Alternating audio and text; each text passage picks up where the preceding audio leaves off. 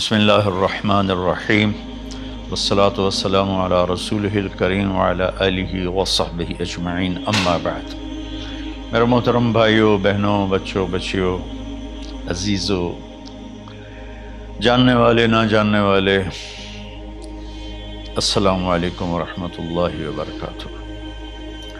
کچھ دنوں سے میں قرآن سے اللہ کی پسندیدہ ہستیاں کون ہیں، کہ اللہ کس کو پسند کرتا ہے، ولی دوست کو کہتے ہیں۔ تو اللہ کا دوست کون ہے؟ وہ یہ کوئی وراثتی چیز نہیں ہے کہ بڑے اولیاء اللہ تھے تو اب ان کا بیٹا بھی انہی جیسا ہوگا۔ ہمارے یہاں وراثت چلتی ہے کہ بڑے بزرگ کا بیٹا بھی بزرگ بن جاتا ہے، چاہے وہ کلین شیو ہو، وہ لوگ اس کے پاؤں چوم رہے ہوتے ہیں، جہالت ہے۔ تو آج میں تھوڑا سا سورہ بنی اسرائیل ہے، اس میں بھی سارے اخلاق بیان ہوئے۔ میرے بھائی بہنوں، ایمان لانے کے بعد انسان بنتا ہے، اور اس کے بعد اس کی قیمت، اس کا بڑا پن، اس کی وجاہت، اس کی شرافت، وہ پیسوں سے نہیں ہوتی۔ پیسوں سے انسان مالدار تو ہو جاتا ہے، بڑا نہیں بنتا، بڑا نہیں بنتا۔ ہمارا علم غلط ہو گیا۔ بڑا بڑا بندہ جے بولدیاں 3 ملن، یہ 200 مربع، یہ نوابہ فلانا ہے، نوابہ فلانا ہے۔ میرے بھائیو، یہ بالکل غلط علم ہے۔ بڑا وہ ہے جسے اللہ پسند کرے، بڑا وہ ہے جو میرے نبی کی زندگی کے پیچھے چلے، بڑا وہ ہے جس سے اللہ تعالیٰ راضی ہو جائے، باقی سب چھوٹے چھوٹے ہیں۔ تو آج ایک تیسری جگہ سے میں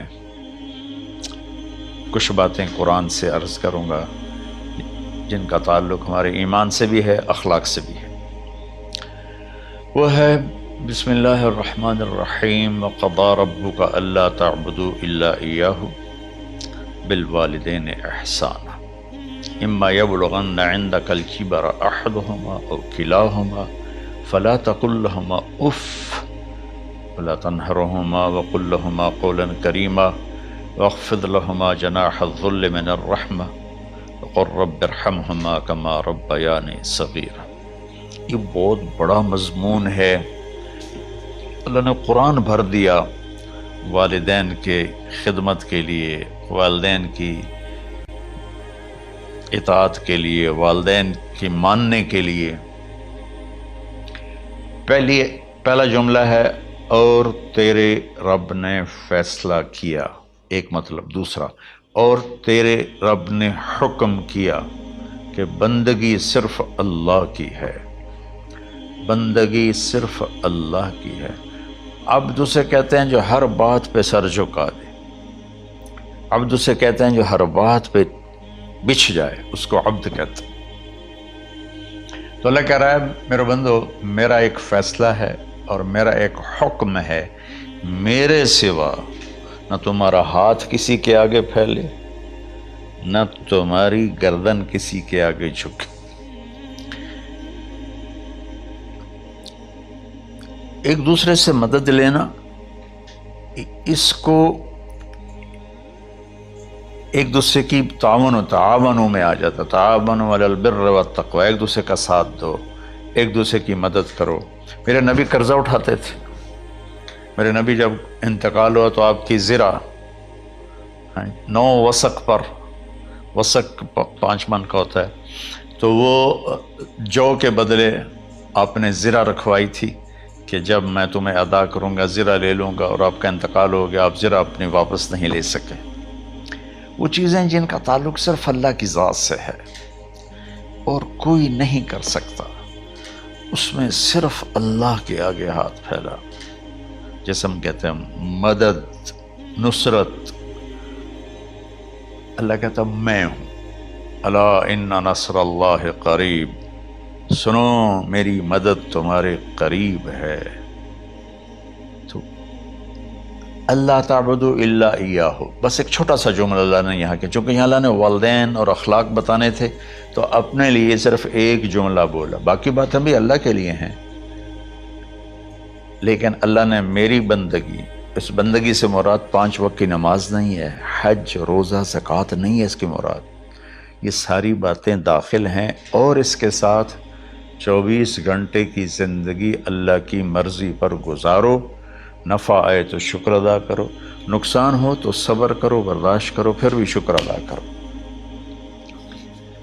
کہ میرا رب یہ کہہ رہا ہے کہ میں نے صرف اللہ سے تعلق جوڑنا ہے۔ اللہ کے نبی نے اپنے چچا زاد بھائی عبداللہ بن عباس سے فرمایا کہ یا غلام،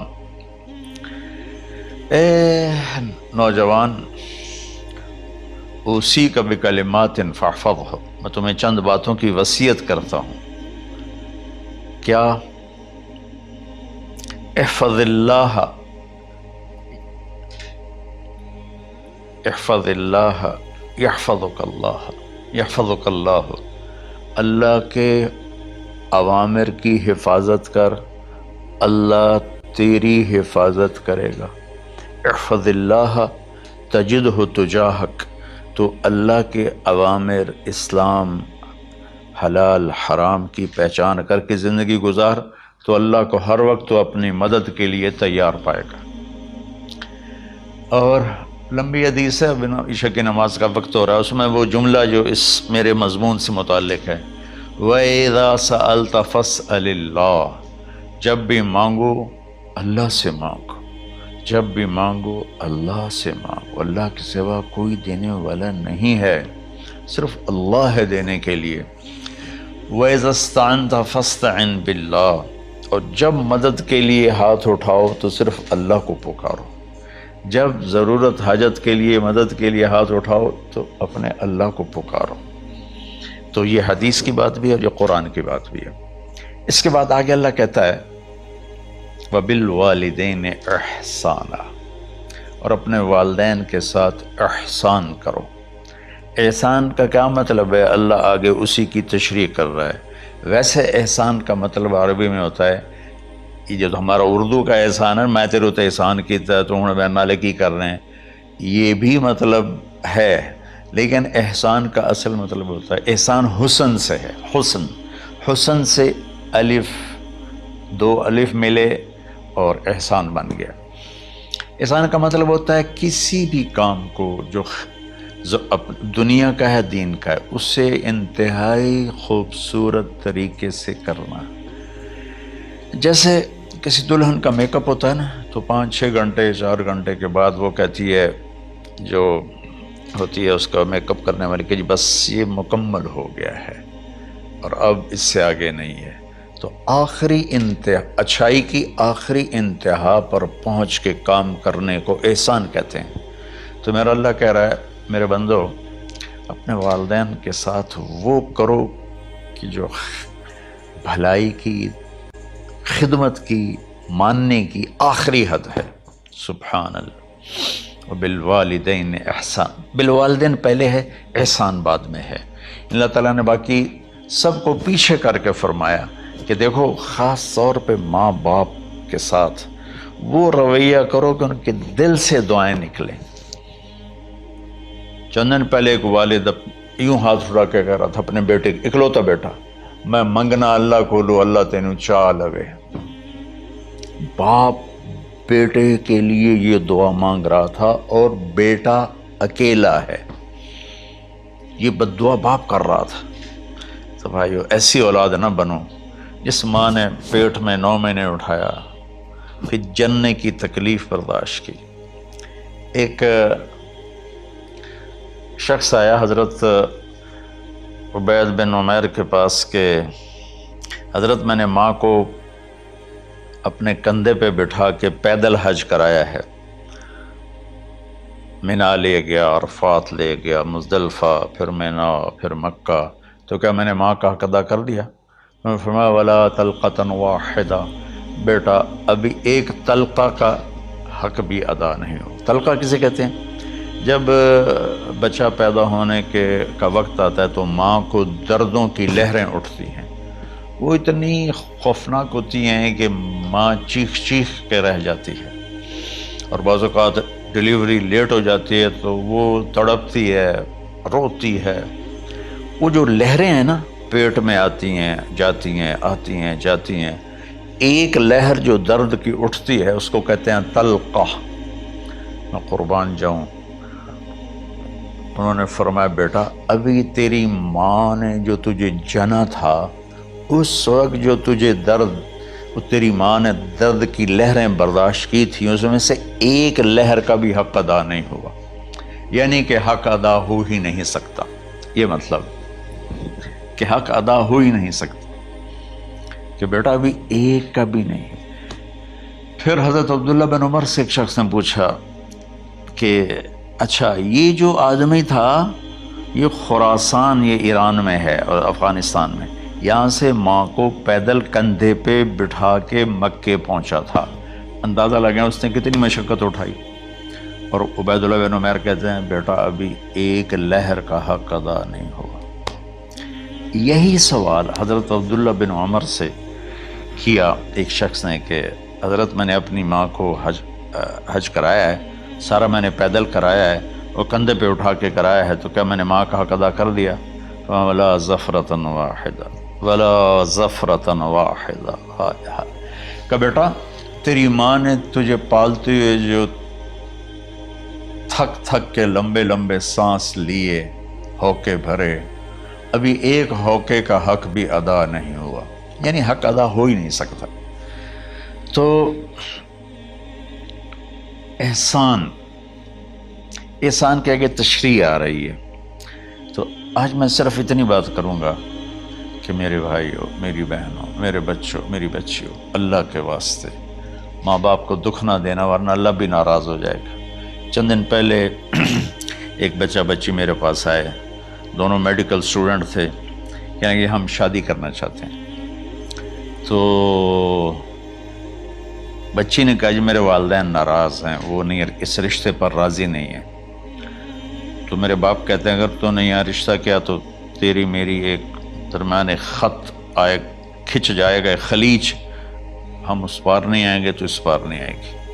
میں نے کہا بیٹی جس ماں نے تجھے 9 مہینے پیٹ میں پالا، 2 سال تجھے دودھ پلایا، تیری پوٹیاں پیشاب صاف کیا، تجھے پیمپر باندھے، تجھے اٹھ اٹھ کے راتوں کو اپنی چھاتی سے دودھ پلایا، کیا اب اس کا اتنا بھی حق نہیں کہ تم اس کی رائے کا احترام کرو؟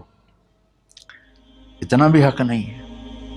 تو میں نے کہا بیٹا میری کوئی رائے نہیں ہے، تو اب اگر تیرے ماں باپ راضی ہیں تو بسم اللہ ضرور کر، اگر راضی نہیں ہے تو دیکھو موت تک تجھے ماں باپ کی دعا نہیں ملے گی، اور ماں باپ کی دعا نہ ملی تو کچھ بھی نہیں ملے گا۔ تو بھائیو دوستو، خاص طور پر آج کے کالج کے نوجوان بچے بچیاں یہ ماں باپ کے ساتھ بہت بدتمیزی کرتے ہیں، چونکہ اس میں والدین کا پہلا قصور ہے کہ انہوں نے ان کو دین نہیں سکھایا۔ بچپن میں انگلش میڈیم سکول، پھر او لیول، پھر اے لیول، تو انہیں کیا پتہ ماں کون ہے باپ کون ہے۔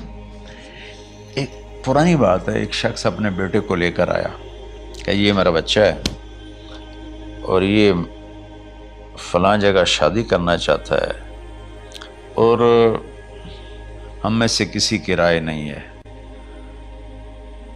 اور یہ مانتا نہیں ہے، اور اس کے ساتھ اس نے دھاڑے مار کے رونا شروع کیا۔ تو میں نے بچے کو دیکھا تو یوں کر کے بیٹھا تھا، اس کا باپ رو رہا ہے، ہچ کیوں تو ایسے بیٹھا ہو۔ تو مجھے اچانک خیال آیا، میں نے کہا شیخ صاحب اس کو کہاں پڑھایا تھا؟ کہا جی امریکن اسکول۔ اس کے بعد آسٹریلیا بھیجا تھا مزید تعلیم کے لیے۔ ان کے شیخ صاحب اس بچے کا کوئی قصور نہیں، آپ کا قصور ہے، اس کو تو پتہ ہی نہیں میری ماں کیا ہے میرا باپ کیا ہے۔ ایک ہماری تہذیب تھی وہ ختم ہو گئی ہے، اس میں علم نہیں بھی تھا تو ماں باپ کا۔ میں نے اپنی آنکھوں سے دیکھا، میں نے اپنے دادا کو دیکھا لیکن میں یاد نہیں، لیکن جو میرے دادا کے چھوٹے بھائی تھے ان کو میں سنبھلتا ہوں، ان کو میں نے دیکھا ہے، 3ری 4تھی جماعت تک میں تھا۔ 61 میں ان کا انتقال ہوا، میری 9 سال عمر تھی، تو 8 سال۔ ان کے بیٹے جوان تھے، اور ڈیرے میں جب وہ بیٹھتے تھے تو ان کے بچے ان کے سامنے نہیں بیٹھتے تھے، ان کی پیٹھ کے پیچھے بیٹھتے تھے. اتنا ادب، حالانکہ چاروں کے چاروں دین نہیں جانتے تھے، تہذیب تھی، ثقافت تھی، جو آج کی تہذیب نے ہم سے سب کچھ چھین لیا. اب بھی آپ جاؤ بیٹا تھر پارکر میں گیا ہوں 2-3 دفعہ، اور وہاں مسلمان نہیں، ہندو عورتیں جب گاڑی گزرتی ہے تو گھونگھٹ کو نیچے کر لیتی ہیں، اپنا چہرے کو فوراً چھپا لیتی ہیں. تو خیر بہرحال میں نے کہا شیخ صاحب اس بچے کا قصور نہیں، آپ کا قصور ہے. تو میرے بچوں، اپنے ماں باپ کو خوش کرو، راضی کرو. ان کا راضی ہونا اللہ کی رضا ہے. میں اس کی تفصیل انشاءاللہ آگے بتاؤں گا. آج میں صرف اتنا ہی میں نے تمہید باندھی ہے کہ ماں باپ کا کیا مقام ہے، ان کی کیا عزت ہے. ایک شخص آیا، یا رسول اللہ میرا باپ میرے پوچھے بغیر میرا مال خرچ کر لیتا ہے. آپ نے کہا بلاؤ. چونکہ بچے کا ذاتی مال اگر ہو تو شرع کے لحاظ سے باپ پوچھ کے استعمال کرے، بغیر پوچھے استعمال نہ کرے. جب اسے پتہ چلا کہ میرے بیٹے نے شکایت کی ہے، تو عرب کی شاعری تو مشہور تھی، انہیں دل دل میں کچھ اشعار پڑھے. جو آیا تو جبریل پہلے آ گئے، یا رسول اللہ اللہ تعالیٰ کہہ رہے ہیں آپ اس سے پوچھیں وہ شعر بتاؤ جو تیرے کانوں نے تو نہیں سنے، تیرے دل میں آئے تھے اور اللہ نے سن لیے. تو اللہ کے نبی نے فرمایا بھائی تیرا انشاءاللہ کیس سنتے ہیں، لیکن پہلے وہ شعر سناؤ جو تم نے تو نہیں کہے زبان سے پر اللہ نے سن لیے ہیں. تو پھر اس نے وہ اشعار پڑھے، اور اس کے آگے کیا ہوا یہ میں انشاءاللہ اگلے کلپ میں بتاؤں گا کہ باپ کا کیا مقام ہے، ماں کا کیا مقام ہے.